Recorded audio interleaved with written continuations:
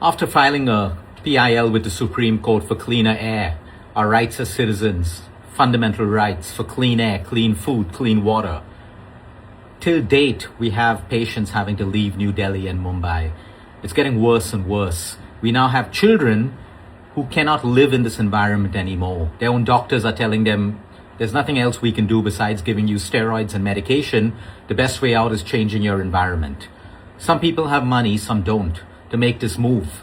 Why should someone have to uproot their lives from the familiarity of their own societies, communities, and homes just because we don't have clean air? A lot of people have been reaching out. A lot of people have hatred and anger, etc., etc. But I'm here to tell you that that's not going to help with the situation. We have a lot of negativity and hate coming towards us also for supporting the Prime Minister, etc., etc., etc. This has nothing to do with that. This has everything to do with the people coming together. For the longest time, people are constantly against governments and prime ministers and presidents, etc., etc. Nothing really changes in the world. But when you actually look to see if the people are united, that's where the biggest problem is right now. Yes, the government can get better. Yes, there is corruption. Yes, there's all of that happening. But look amongst the people. Everyone's fighting amongst themselves, pulling down one another every single day on social media. People have to understand that when people come together, there is more power, there is more unity. Right now, people have to start coming together. People have to start voicing their opinions. Look at the schools. Half the schools out there, I'm sorry to say, they're cowards. They don't fight for their own children.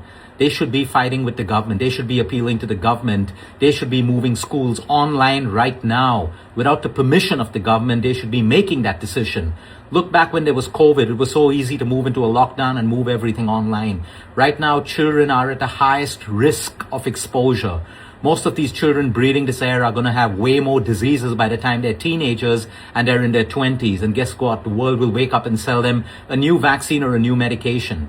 The point is schools have to come together, principals have to come together, parents have to come together and start protesting that they do not want their children going out to school where half the schools don't even have air purifiers. But the point is people are busy fighting with each other, people are busy pulling down one another, people are busy spewing hatred on one another, and guess what? Guess what? The government gets away with it. While everyone's fighting, it's a typical way of divide and conquer. Create distractions, put the people against the people, and who wins? The point is if the people start uniting, if the people actually start coming together, the people start going to schools and demanding air purifiers in schools, demanding that schools don't have school anymore, and they move to an online model. But people out there are selfish. Most people only think about themselves. They don't think about their kids and the disaster that air pollution is doing to their lungs every time we send them. Everyone's looking at Delhi right now. Mumbai isn't far away. The pollution levels are at its worst right now. And people love to say, oh, we're resilient, we're resilient, we're resilient. Most people are actually cowards. They like to hide behind resilience because they don't have the guts to make a difference. They don't have the guts to come together. When people unite, there is power. And that's why governments around the world have always kept people divided, because they can understand how powerful people will get when they unite together and they start voicing and appealing for their basic fundamental rights as human beings and citizens. If you don't care about yourself, maybe you don't do it for you, but maybe you want to care about your children and the generations to come, because that is what is going to happen. Right now, healthcare is going to become a disaster. In fact, we should have the Medical Association also putting this before the government right now. Enough of just medication, medication, and medication. What about prevention? Never forget when COVID hit, doctors across the world started talking about vitamin C and zinc and telling people, boost your immunity, boost your immunity.